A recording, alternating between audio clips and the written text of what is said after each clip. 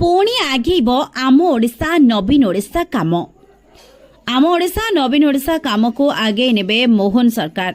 मंत्री देले प्रतिश्रुति। गत सरकार आम ओडिशा नवीन ओडिशा काम आगे नियाजिबो बोली विधानसभा प्रतिश्रुति दैछन्ते पंचायतराज मंत्री रवि नायक।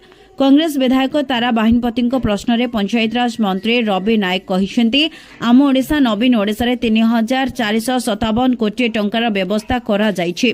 प्राय 30 रु 40% काम संपूर्ण होईछि, जहार पेमेंट भी होई सारिछि। आम ओडिशा नवीन ओडिशा रे बीजेडी कर्मकर्ता जहा कहउतले ताहा हेउथुला। बीजेडी सरकार पल्ली सभा करूनथिला, किंतु आम सरकार ताहा करिबनी। ग्राम सभा पल्ली सभा को आम सरकार पूर्ण क्षमता प्रदान करिसेंती।